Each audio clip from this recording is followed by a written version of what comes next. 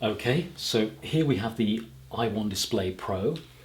I've downloaded the software and everything, and we'll just run through the install processes, which is really quite easy. You just press continue. You have to agree to the usual terms, and then just press continue. At the end of it, you'll need to restart the computer. So to make this easier to find, we'll simply find the i1 profiler and we'll drag that down to the dock like that. You can then put this away, and before you start the software, make sure that the calibrator is plugged in so that the device can be recognized by the software. Now just go down, click that, and that starts up. So as you can see, this is quite a comprehensive bit of software with lots of options. In fact, it's the same software that's used by the very high-end professional calibrators as well, like the i1 Publish Pro 2. Okay, so when you're displaying a profile, you have two options. You can either have the basic or the advanced. So here we're in the basic mode. I'll just show you how that works. Then click on Display Profiling. Up come your options. You can see here that it's already selected your display. We're going to press that one. You've got the type of display. It's already selected the correct type. We've got the white balance here, which we're going for D65. We can stick with that recommended setting of 120 CDM for brightness. The tone curve is standard, and I'll just open that up a little bit more so you can see there you've got the color gamut. You would go on to next, and for measurement I would always select that option there to go for automatic display control.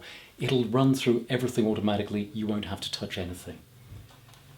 You could then place this over the back of the display, so you've got the counterweight there, and that part will go towards the screen. I'll position that properly in a minute. Now you can press the start measurement. You see here, we can place that on the screen there, and we've got the display tilted back here so that it'll just sit on there nicely rather than dangling around. We can get rid of that. You can see here they've actually repeated that. We'll click OK from there.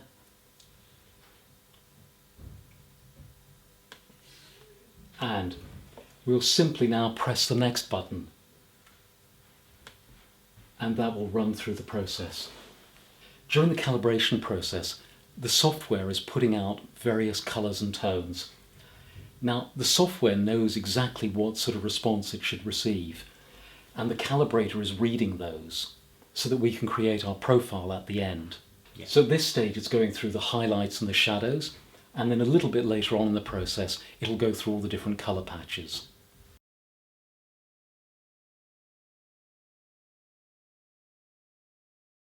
There's absolutely no way you can match this sort of quality or accuracy trying to do this by eye.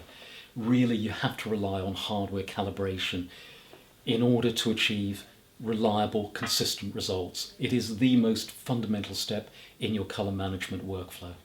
This process generally takes a few minutes, and there's really no point in sitting here and watching it, so I always use this as a good moment to go and grab a cup of coffee. Now, once the calibrator has run through that process of sampling the different patches, there comes this moment where you have to basically lift it off, turn the diffuser around, put it back on the screen in that place, just lift that up slightly so it's there, and then you just press next again and it takes a measurement.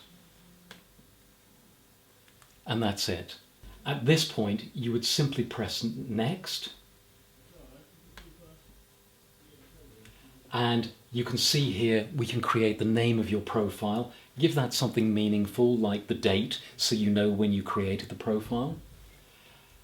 This is at a user level on Macs, and you can create a profile reminder. Once every 4 weeks is more than enough for most people. We'll keep the monitoring mode off, and then we will create and save that profile here. And so here you can see a before and after image. Okay, so we're at the end of the process. We've run through the whole calibration bit. What you want to do here is save it with a name that makes sense to you. put in the date or something like that. You can see here we've got the name of the monitor. You've saved the destination. You've got a profile reminder here, which once every 4 weeks is more than adequate for most people. We're going to switch off the monitoring mode. We don't need that. We can have a quick look at the before and the after, just so you can see the difference with your profile. And then you simply create and save that profile. The profile has automatically been saved and applied in the right place. So that's calibration and profiling with the i1 Display Pro.